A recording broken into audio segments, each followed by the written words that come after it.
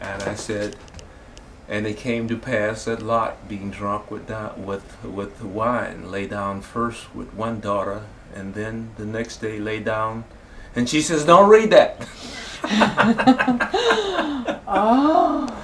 So I can talk to you about Oh my. all this. As I told you, I read the Bible a lot. I Yeah. can tell you about that. I can tell you about the homosexuality between David and Absalom. I can tell you about all the fights that went on and wars that went on because of sodomy and exchanging of concubines, or somebody doing this and that to somebody else. And if you go in, it's just story after story after story. And the one icon of the Jewish religion right now is absolutely one of the worst persons in the world, David. You can't find anybody worse than David. The things he's done. First, he was a homosexual. He did adultery. He had people murdered. You just keep on going on and on and on and on. So, you know, it's just, to me, history is wonderful. The Bible is wonderful. And of course, you get interested in when was all this put together. So I have a library upstairs on the history of the Bible and the canonization of the Bible and what the books they took out because they didn't want you to read, stuff that they did put in, and the fights that they had, and the big hassle that they had about the Virgin Mary and the difference between being a maiden and being a virgin, and all that stuff. I could wax on for months about the business of And a Bible scholar. I would love to continue that conversation. Particularly all the bad parts. the good parts, not bad parts. No, I'm the teasing. good parts Yeah. of the Bible. Yeah. Yes. All right, how about a house tour? All right. Good. I've just panned around You've gone through this the room. library, and I thought I was panning into the dining room, but I had the camera off. So, okay, bear with me here, Chuck. I'm doing the best I can. Oh, this is a sweet room. I should have opened this.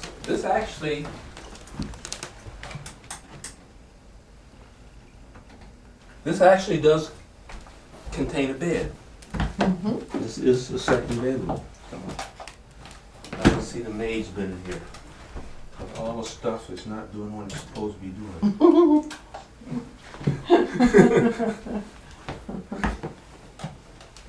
What I did is I took a sofa here and I cut it down.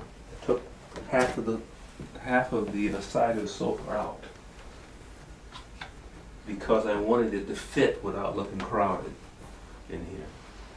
Those doors, those window covers are one half of this door because I didn't want the blow-in drapes. I didn't want the dust collection of the blow-in drapes. Mm-hmm. It's a little awkward to open this. Oh, that's okay. Well, That's okay. this window, all of these windows open up, and there's stained glass behind there. Oh. So we can. You're welcome coming in. Excuse What I me. did here, and the good things that you may want to do is never take the old tile out. You leave it there because if you do, you start disturbing the integrity of the wall. When you start breaking stuff out, you loosen up things and you disturb the integrity. What you want to do is you want to go over it. Oh. It was stripped all the way down I to was gonna there. say it must have had a lot of paint on it. Oh yeah, it was original wood. It got stripped down, unpainted. Now, if you ever start to do this, here's something. Look right here. You notice you can't see where it's painted. Let's look at one out here where you can Oh, yeah, I see that. That's right, really in the corner. see. What you do is you take a quarter out, because otherwise you would see the line. Mm-hmm. You'd see the paint line in between. So Yeah. you just slap a piece of water on it. Ah.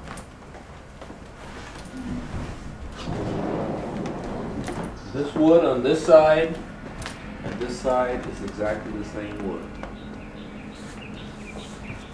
This is the original. This is the old heating Man. system we're looking at right This now. is the original redwood. This is original redwood that's been bleached 10 times. All of this was hand I'm gonna bleached. do Because hand I around had to here. make it match this wood. These are new. This is 1923. This is 2000. This is 1923.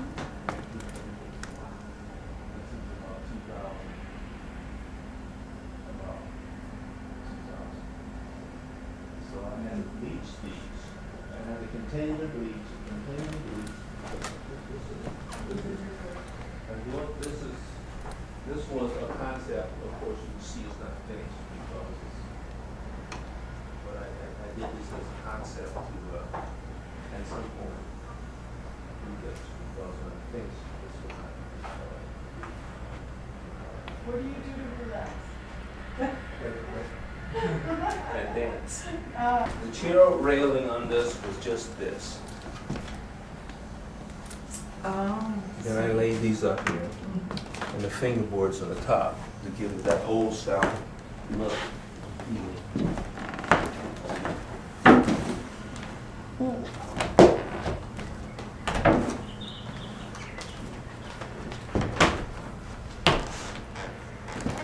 And all of this was stripped.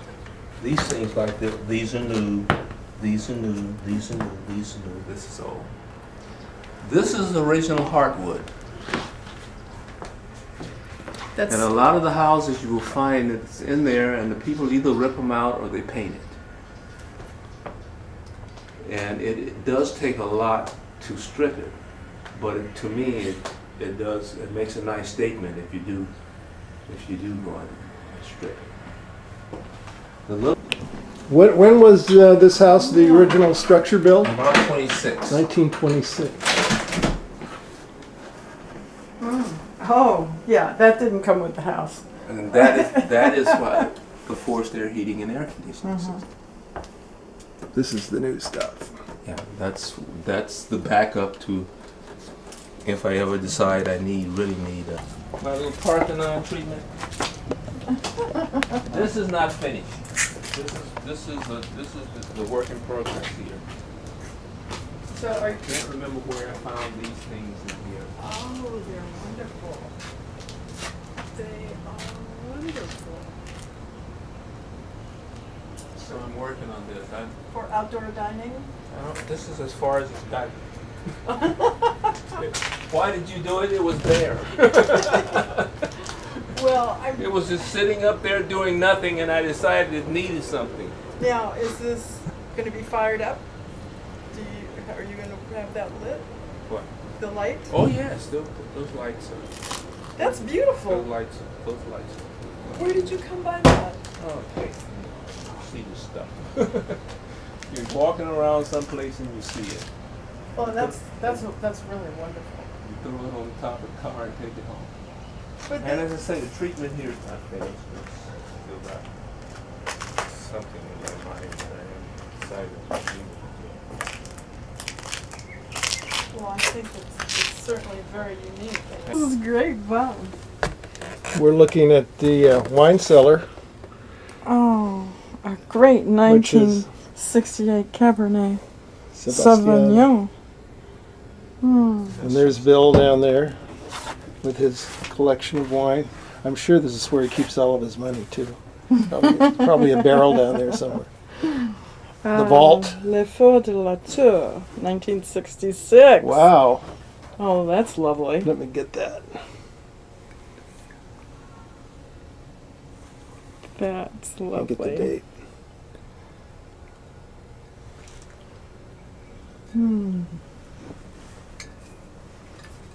This is Chateau Montrose.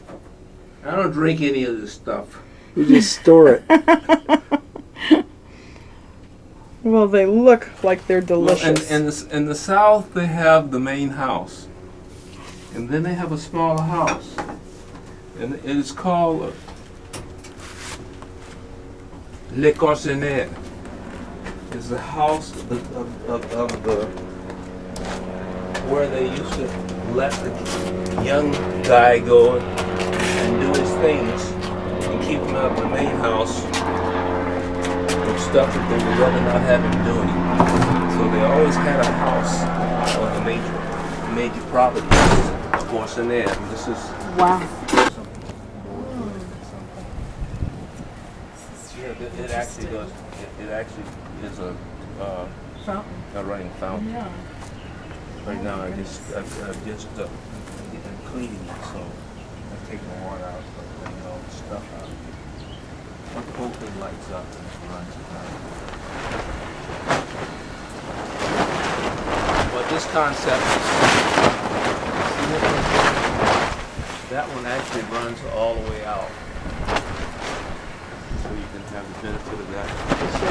That with the shade. Putting another one on that side. One on this side.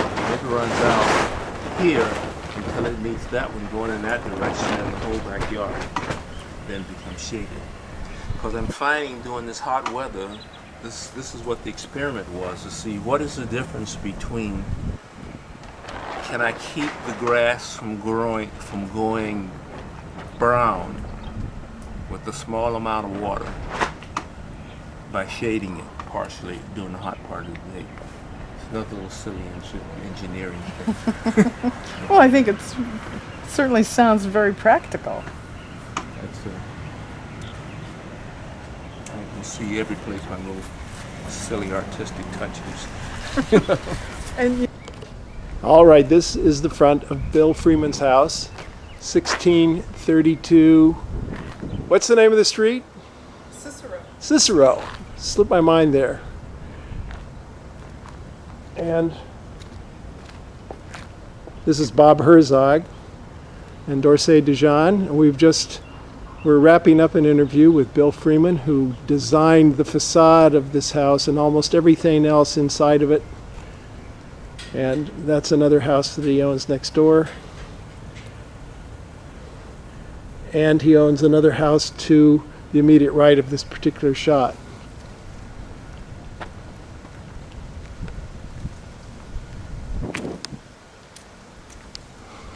And this is Ms. Dujon. And we've persuaded Bill to give us a little recital of his flamenco guitar playing, which would provide an excellent soundtrack for this interview.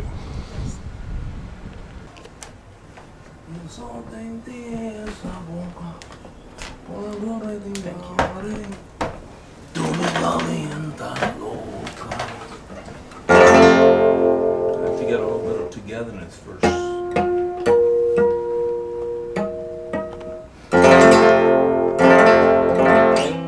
Oops, a little fast on the zoom.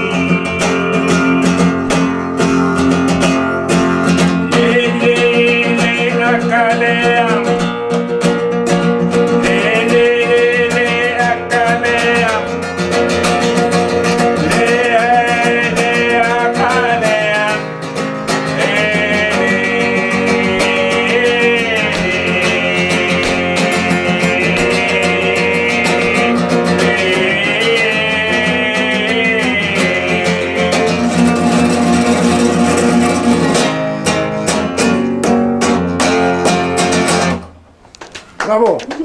Bravo! Now that was an Arab flamenco. If you got a favorite type of flamenco that you like, Llanas.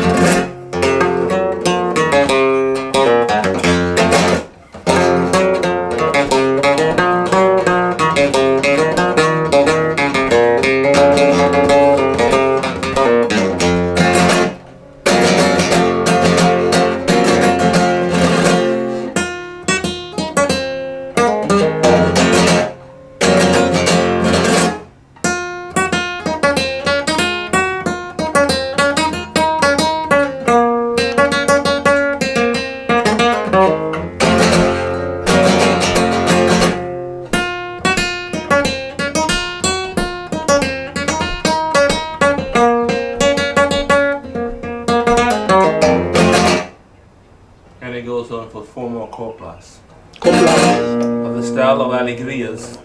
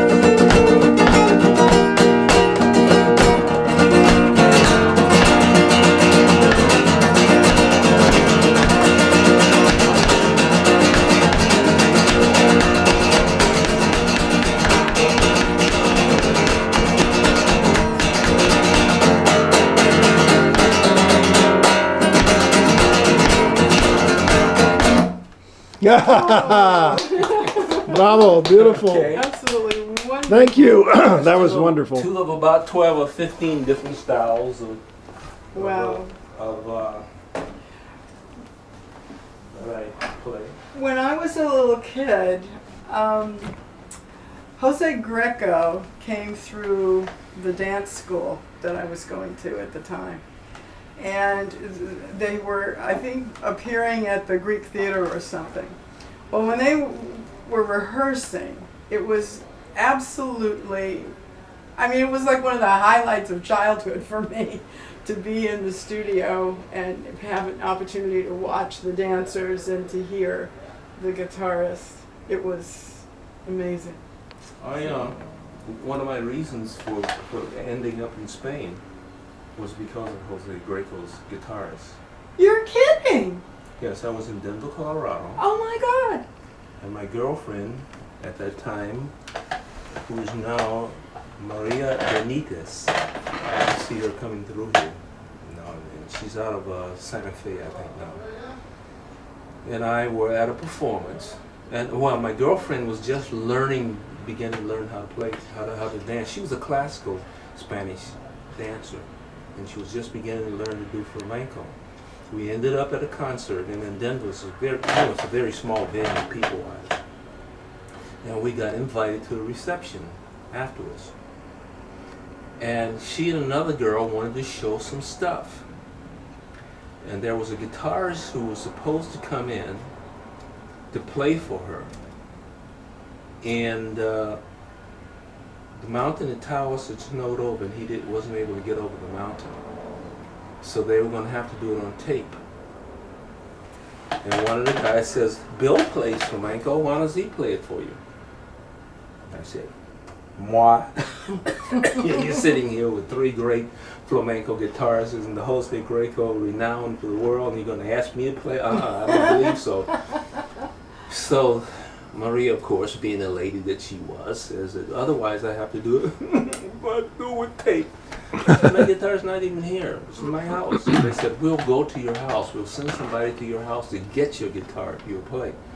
So anyway, I ended up by playing.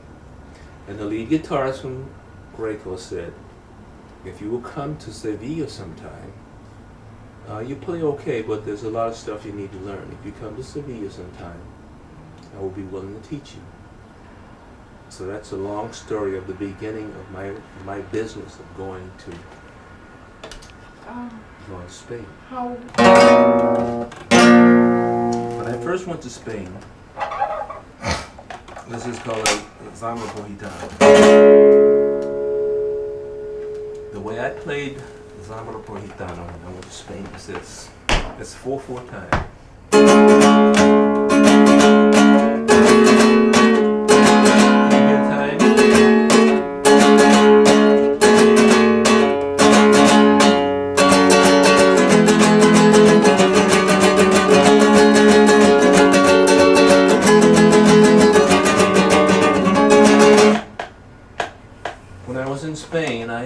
It's a long story, but I ended up in a gypsy camp outside of Sevilla, in the hills, and outside of the hills, with this young guy, and I was invited up there to play while he danced. And I showed up, and people started coming from every place. This little room no bigger than these two rooms. People were just crowding in. And I couldn't understand it. And I was playing a Zambra Pojitano. And this old guy said, Tamina, tu toca la mismo payo, you're playing like a non-gypsy. Toca lo cosa su antigua, los moros, play like your ancestry, the Moors. La cola la gente son chocolates, the gypsies people of the chocolate one. Y el color moreno son primos. Es la misma antigua, los moros. It's the same ancestry, the Moors. Toca los cosas de moros. No toca los cosas los payos. To play like the Moors, don't play like the non-gypsies. So my style of guitar changed. I was taken from professor de guitarras in the daytime, or in Sevilla, where I lived. And I would hang out with the gypsies at night. So this changed from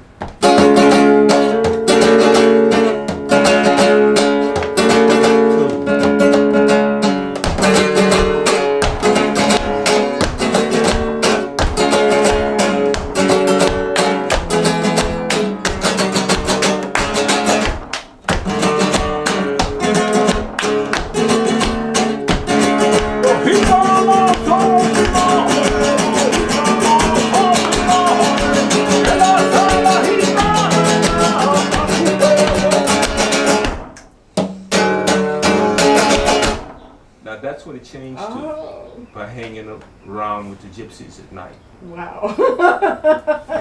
It changed my whole style. And they used to say, and other things, listen to the sound of the silence when you play. You cannot play.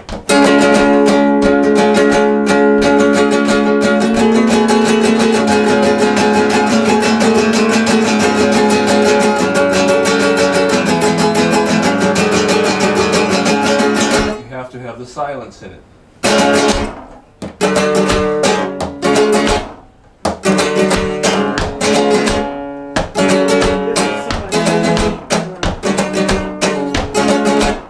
Yeah, I mean, there's real Yeah. heart there. It's Yeah, like, and oh, that was there's real passion there. and that's how it changed my playing. Hanging out with the gypsies is how I changed my style of playing.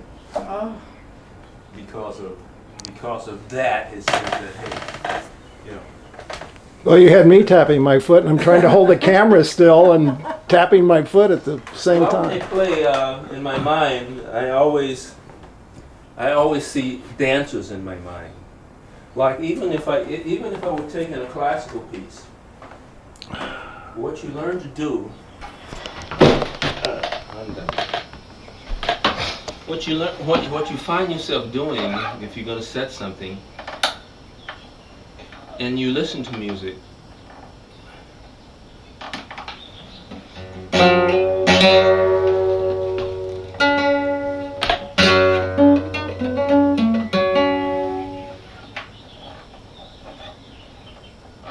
I'm just making it easy to play.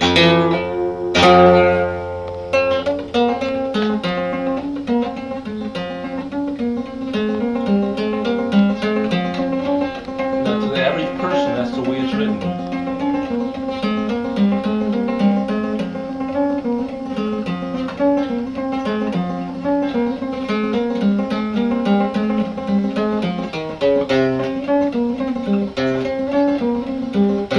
But to me, that doesn't make a statement.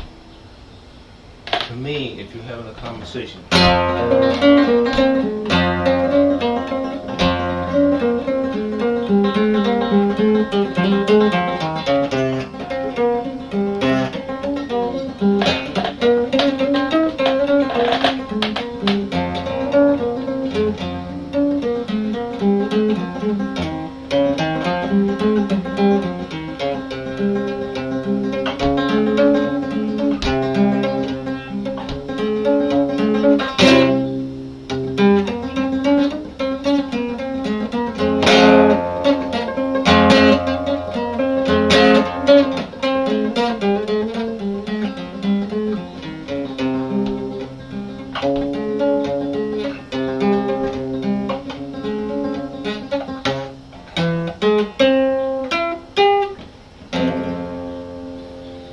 it said, private woman on my main line, keep moving it up.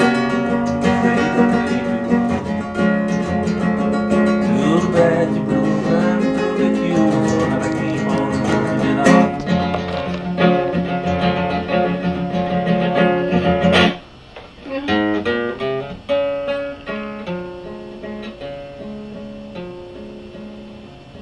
There stands the glass, fill her up to the brim. Gonna drink till my troubles dim. It's my first one today, dear John.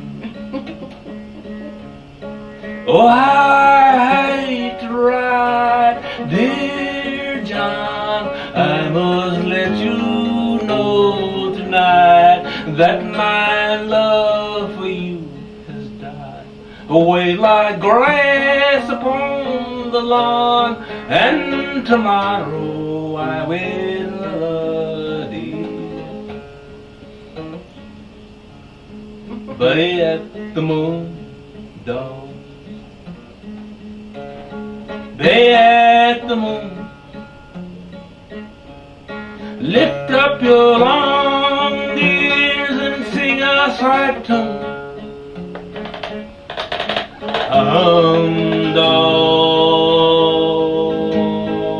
Dog, baby.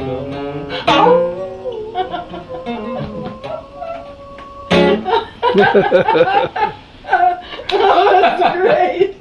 That's where it started. Oh. That's where it Oh, well, that's quite a ways to Spain. Of course, I don't do that kind of stuff with Ann because I play this. Ann comes from Virginia, and she just loves this kind of music. You know? But I'll be playing someplace, and she'll say, "Play Hound Dog." I said, "Man, don't blow my image." But that used to be some of my favorite stuff.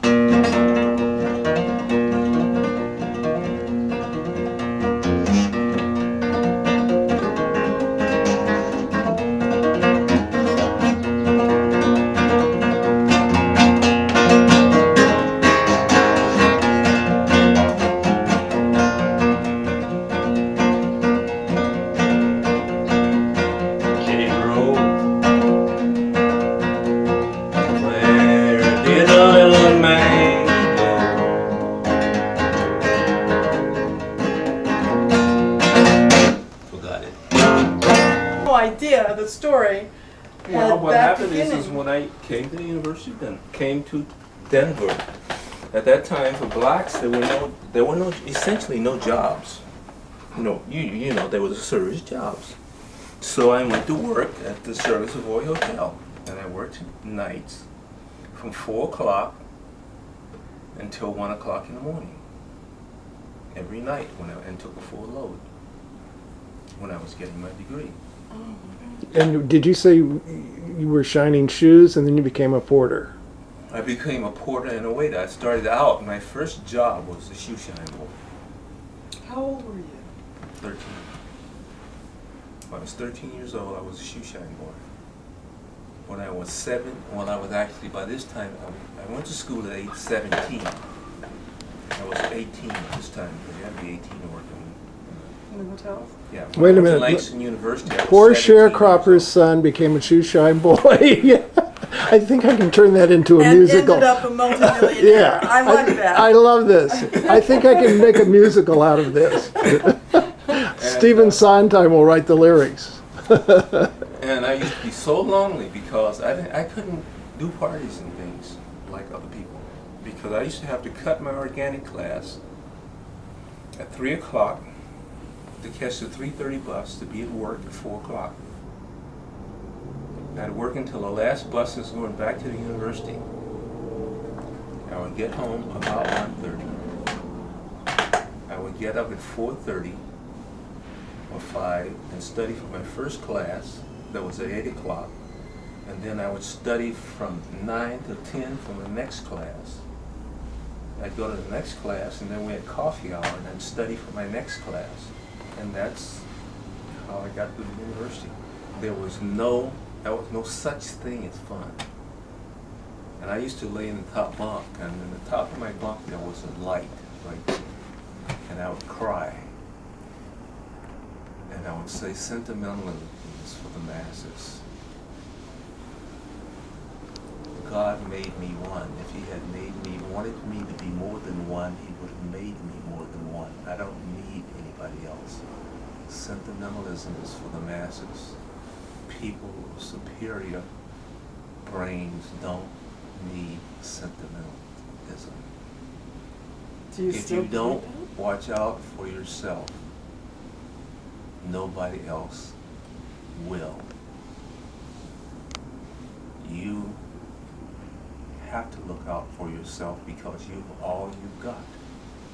that? And you should do that. I just speak. And I just That- go and go and go.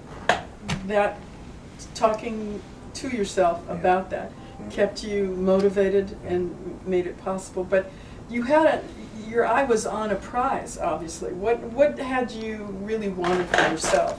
I mean, you've done so much. You've traveled. I went to school through hate.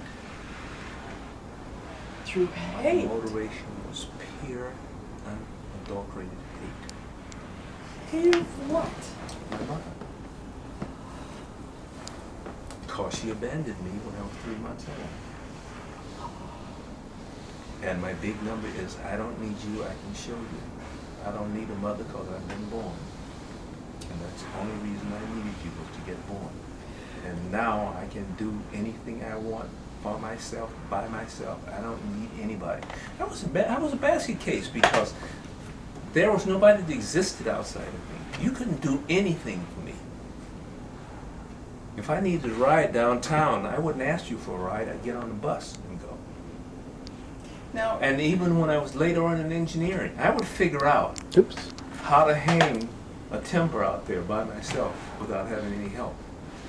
you had mentioned earlier that you didn't see your mom for 60 years. Yeah. Would you tell us a little bit about what seeing her again was or meant, or? That was a trip put on me. Well, I ended up by reading 4 years of psychology. I can talk to you about Jung and Adler and Gillen, Puthoff and Emkoff, all of those people, to find out why did my mother had a reason why she had to be separated. I had to come to terms with the fact that, hey, here she is, this pretty little girl in an Indian family, about to be thrown out in the street at 16 years old, and what's she gonna do? Her choice is to go to university or else get thrown in the street. What would your choice have been? So it took some stuff later on, but this is all after I've gotten through college. I'm through college now. You know, I finished all of this when I started reading the psychology of women. Did she ever try to contact you or see you? No. But she could have.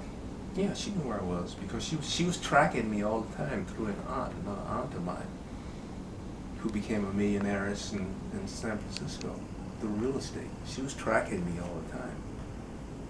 And one day, my aunt in San Francisco called me and said, "Hey, why can't you come up for Thanksgiving?" I said, "Gee, you know, I got stuff to do." She said, "Bill, come on." And she was the only one in the whole family that I ever kept up with. And I said, "Okay, I can do that, Jean." Because she used to have me come up and lecture to her kids on nuclear science and cryogenic science and stuff like that as a black person who's made it and, you know, part of the system. You don't have to play basketball, you don't have to sing and dance, and you don't have to do crazy stuff. You can be a legitimate whatever and make it. And she used to have me come up to her school and talk to her kids. So I said, "Okay, Gene, I'll come up." So the morning when just before I got on the plane, got ready to go get on the plane, she said, "Bill, I think I owe it to you to tell you that I have invited your mother to come to Thanksgiving dinner also." She said, "I don't want you to drop me because you show up and there's your mother and turn around and leave and then never talk to me again." She says, "You ought to be able to put this behind you." I said, "Yeah, Gene, I can do that. Putting behind me, I'm not sure I'm going to do that, but hey, Gene, I can do it." So I went up, and here's this little woman, 90 years old, who's sitting there looking like a little 90-year-old woman. And I felt like, oh, okay. So I got in touch with her, back in touch with her about 3 or 4 years ago. Now, was that a good idea or not? It has cost me so much money. Oh, you're taking care of her? It's costing me so much money because I got back in touch with her 4 years ago. Because she's Professor Emeritus at Langston University. She lives in a house on a lot just right next to the university on a hill overlooking down the university. But the floods came through, wiped out our basement and all of this kind of stuff. And something else came through and wiped out our air conditioning system in the middle of the heat wave last year. And a couple of others. So like I say, it's costing me money because I got back with it. Oh, that kind of happens sometimes. Usually it's the other way around where the parent helps out the child, but... And the other thing that happened is when Issa was doing the documentary, she says, "When you go to Oklahoma back to the ranch, are you going by to see your mother?" I said, "No, I am not." And so I'm going down to Oklahoma. She says, "What about the university?" I said, "We can do that." "Are you going to your mother's house?" "No, I am not going to my mother's house." typical female. Well, I really need to get something on tape. It would not be a true documentary if I didn't have something on tape with your mother. So I said, all right. So then, when we went back there is when she found out that I was doing this multi-million-dollar business in engineering down in Newport Beach, and that I was richer than shit. Well, would you say that she was a proud mom? Yeah, cause you know, but you know, it's just that, as I say, she started the interview with me in the room, and she asked my mother, "Did you know where he was all this time?" She said, "Yes. Jean told me where he was." "Did you know when he went to Spain?" "Well, yeah, Jean always kept me up on all this stuff." "Well, did you know that he was this for the NASA?" "Well, Jean, yeah, I knew what he was doing." And she said, "Bill, I think I need you to leave the room." So the interviewer asked me to leave so she could talk to him. And so she wouldn't have to talk in front of me. And she asked her what was the circumstances of my leaving. And she went through the whole 9 yards of why. She says it wasn't really my decision by myself. You know, I had help with it. And she said, "How do you feel about it?" She says, "Well, what was. But it was not me just deciding that when you do this, you know, the people I live with decide also stuff about it." And you know, I just went on and on and on. But That's where I found out about the difference between state-raised blacks and native-born blacks and all that kind of stuff. That's where going back over the tape is where I found out all that big. It was, you know, it was a big retching thing, you know. You got a state-raised black that's got a son by a native-born maiden, and the native-born side of the family is saying, that ain't gonna work. See, my mother's hair is not curly or brittle pad, straight Indian hair. And they get very heavy into those natty-head little state-raised folks. And you know what I'm talking about. They get very heavy off into that. But without recognizing what the consequences are going to be for the children that come from what had to have been a loving relationship. But the thing that happened, well, it turns out it wasn't. My father was a serious gadabout. You know, he was a bee going from rose to rose where he could find a rose. That was the kind of person he was. But he was very spoiled because he was an only child of a well-off home in a situation where a lot of them were not well off. You know, my grandparents, on my father's side, they were doing okay. And he was out there being a rabble-rouser. And my grandmother thought he was the most beautiful, and she never could come to terms with the fact that he was ready. And it was probably her fault that he was as spoiled. Yeah, just hadn't grown up. He hadn't grown up. And didn't take responsibility. Didn't take responsibility. Well, he couldn't. He was dead. You know, so, Well, yeah. you know, but he didn't take responsibility for his relationship because my mother said he had all kinds of girls.